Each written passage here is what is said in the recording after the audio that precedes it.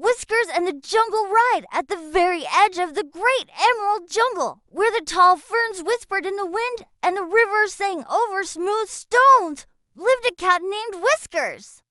Whiskers was no ordinary cat. For one thing, he wore a small, weathered satchel.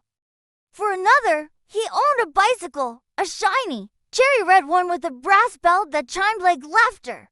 The bicycle was Whiskers' pride and joy. He had found it abandoned near the old railway tracks, half buried in ivy. It took weeks of polishing, oiling, and tinkering with the chain before it was ready to ride. Whiskers, determined and nimble, learned to balance onto wheels, tail swishing for stability, paws gripping the handlebars.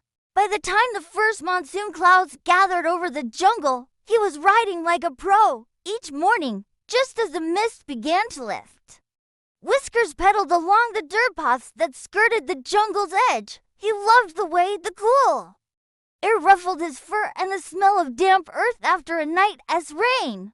The jungle was alive with chatter. Parrots squawked from the treetops, monkeys rustled in the canopy, and cicadas buzzed like a hidden orchestra. One day, while cycling near the river, Whiskers spotted something unusual, a flash of gold in the undergrowth. Curiosity being a cat's greatest weakness, he braked, leaned his bike against a tree, and crept closer.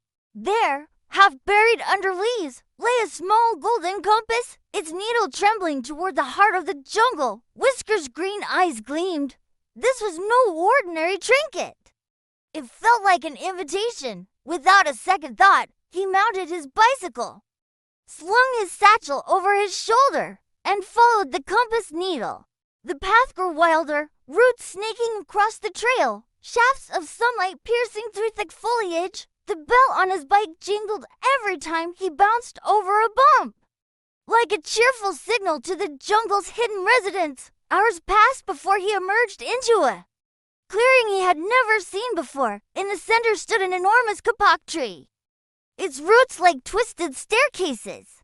At its base lay a weathered wooden sign, carved with strange symbols. Whiskers tilted his head, studying them.